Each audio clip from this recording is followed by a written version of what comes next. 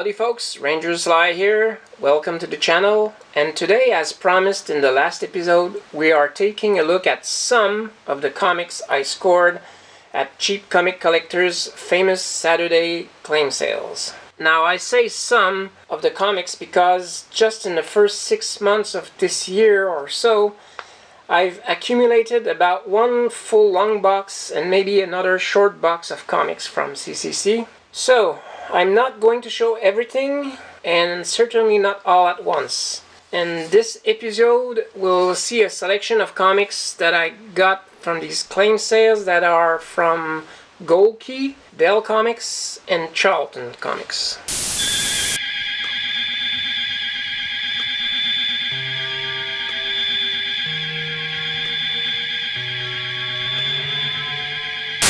So, starting off with the Gold Key. I've shown an issue of UFO Flying Saucer that I got at a small comic book convention 2 episodes ago, I think. And I was lucky enough to grab a few issues from Rob's claim sale. So this is UFO Flying Saucers number 2 from 1970. And it's a George Wilson cover. Next up is UFO Flying Saucers number 6. And this is Luis Dominguez cover. Number 11 from 1976. This is, and the next one also are painted covers by George Wilson.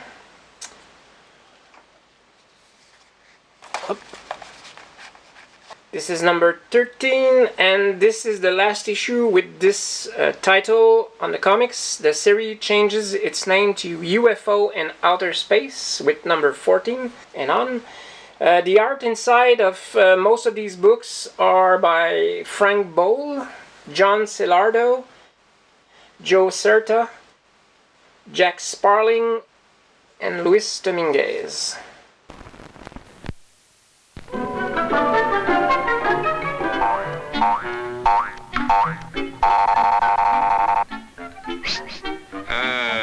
Yes, sir. May I help you? I'd like 2 of those, please.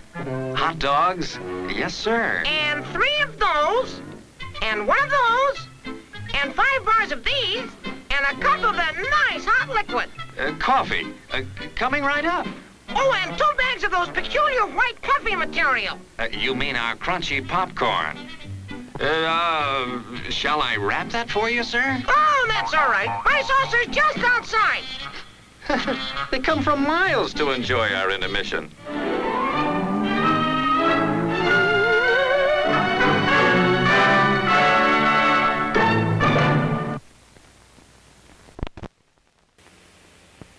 The Man from U.N.C.L.E.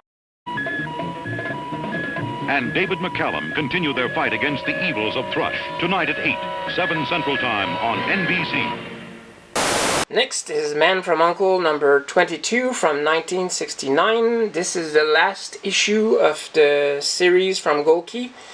The inside actually reprints issue number 7 from 1966. The art is by Mike Sekowsky. I wasn't crazy about the story in this one. You know, the Man from U.N.C.L.E. TV series, which was one of my favorite as a kid, which I saw in reruns, of course. The first season or 2 was a true spy action series, and then it became probably influenced by the Batman 1966 TV series, a more camp and humor-oriented series. And this issue falls into this latter category, unfortunately. Speaking of humor, this is Marge's Little Lulu Summer Camp number 1 from 1967. It's a 25-cent giant, 68-page.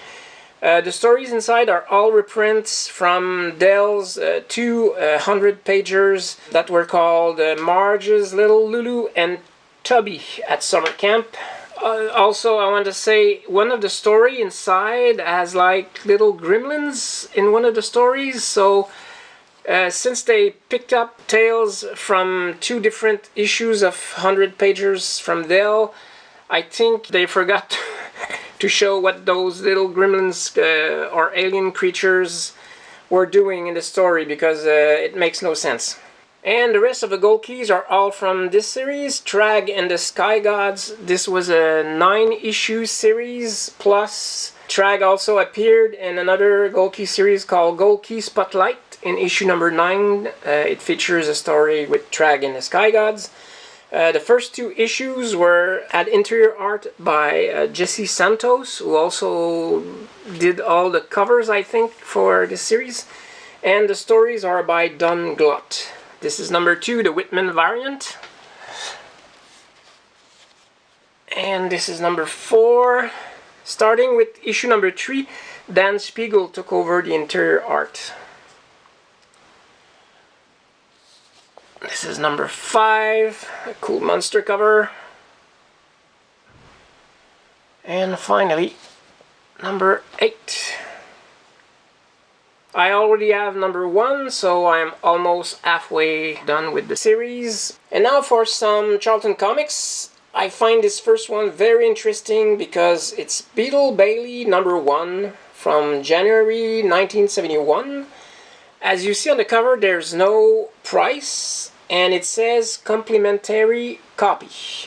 And this was a special reprint edition published especially for the Cerebral Palsy Association in California.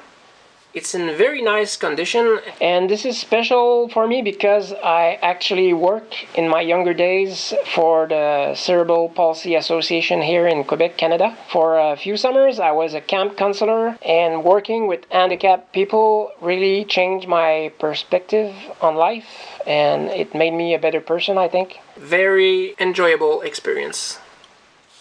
The next one is Phantom number 71 from July 1976. This is a painted cover by Don Newton, who also drew, of course, the inside art.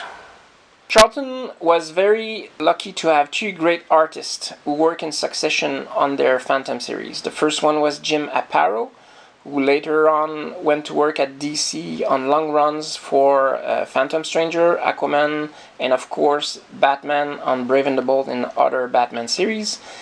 The second one was Pat Boyett, a very good artist who mostly did most of his work at Charlton. And the last one was young Don Newton, who also went on to work at DC Comics, also on Batman, among many other things. This is kind of a bonus. It doesn't fall into Gold Key, Dell, or Charlton, but it's Dennis the Menace number 160 from 1978. This series is very confusing for me because most of the issues, I think, of the series were reprinted many times, and so it's hard to follow which edition or which print you got. I just like to read the stories, and I was very lucky to score many issues of that Dennis the Menace series in one of Cheap Comic Collector's most recent claim sale. So I'll be showing those in a future episode. Looking for a place where kids get to pick? Then come to Dairy Queen for a DQ Kids picnic. Pick the food you like to eat. Pick a cool DQ treat. And right now you get your pick of 4 music makers featuring Alvin and the Chipmunks. Pick an Alvin pan flute, a Simon maraca, a Theodore kazoo, or a Chipmunks tambourine. Get your pick when you buy a DQ Kids picnic at Dairy Queen. And now for the big finish with the Dell Comics. Honestly, Dell Comics don't show up very often in Cheap Comic Collector's claim sale. So when you manage to get a few, you're very, very happy. And I was indeed very happy to grab this very well-loved copy of Roy Rogers Comics number 45. It's from September 1951 with Al Micali, or Al Mical, I'm not sure how to say his name, doing the art inside. And for those who don't know, John Buscema started doing art on this series with number 74, and he did a long run on Roy Rogers comic. One of his earliest jobs. I'm keeping the best for the end. This is a very special comic book for me. First, some infos about it. This is 4-color number 1069. It's an adaptation of the movie The FBI Story from 1959, starring James Stewart and Vera Miles. And the 30-page inside have art by the great Alex Toth, one of my favorite artists. And this book is even more special to me because I wasn't even the first one to claim this book. Easy Comic Reader did, and he won the claim. And when he saw that I was also interested in it, he decided to gift it to me.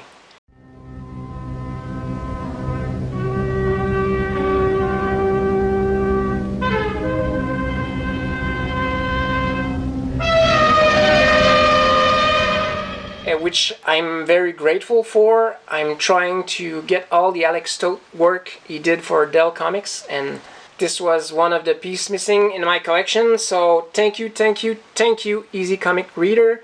Of course, I'm gonna put down a link down below in the description to his channel. I highly recommend that you go watch his videos. They are always very entertaining. He's also a guy with a very warm personality, so I'm always captivated by everything he has to show and tell about comic book and pop culture in general. So that's it for this episode. Until we meet again, happy trails everyone.